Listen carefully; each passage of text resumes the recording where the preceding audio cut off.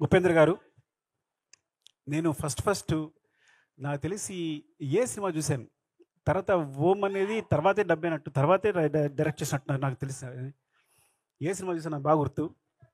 అంటే ఇంకా ఇండియాలో ఏ డైరెక్టర్ అని చెప్పక్కల్లా పిచ్చి మ్యాడ్ అంతా ఇంక అసలు అంటే ఆ కన్ఫ్యూజన్ అంతా ఎలా కనిపిస్తుంది అంటే ఇప్పటికీ ఆ ఏ సినిమా చూసినప్పుడు బయటకు వచ్చినప్పుడు అంటే ఫ్రాంక్గా చెప్పాలంటే ఉపేంద్ర గారు వచ్చిన తర్వాత ఓం, ఏ, ఉపేంద్ర ఈ 3 సినిమాలు తీసిన ఏ డైరెక్టర్ అయినా రిటైర్ అయిపోవచ్చు. నేను కనుక అలాంటి 3 సినిమాలు తీసి రిటైర్ అయిపోయింది వాడిని. అంత కల్ట్ మూవీస్, అలాంటి మూవీస్ మాకు ఇచ్చారు. మీరు నమ్మరు, ఆ మూవీస్ తర్వాత ఫ్రాంక్గా చెప్పాలంటే ఆ మూవీ నుంచి అందరూ ఇన్స్పైర్ అయ్యి ఇవాళ నా స్క్రీన్ ప్లే ఇట్లా ఉంది అంటే కారణం డెఫినెట్గా ఏ ఉపేంద్ర ఓం ఈ 3 సినిమాలు. అంటే ఎప్పటికప్పుడు ఆడియన్స్ సర్ప్రైజ్ చేయడం అలవాటు ఆయనకి.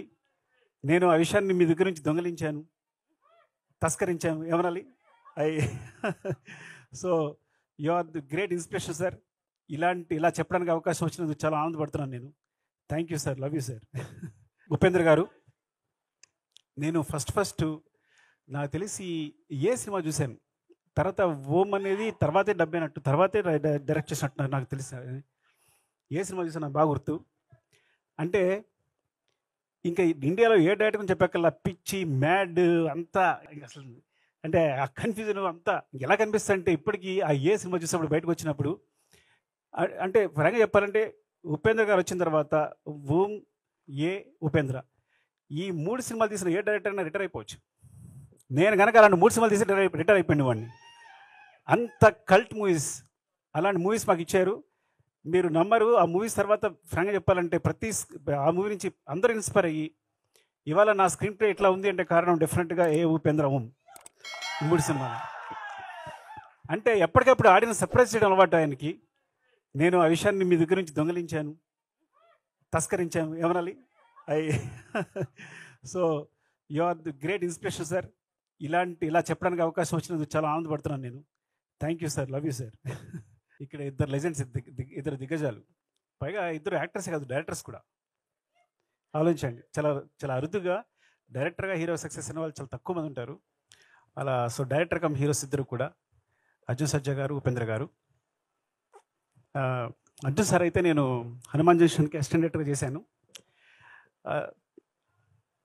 అసిస్టెంట్ డైరెక్టర్ చేసేటప్పుడు, వేడిగా చేసేటప్పుడు దూరం నుంచి చూస్తుండిపోయాను ఆయన్ని.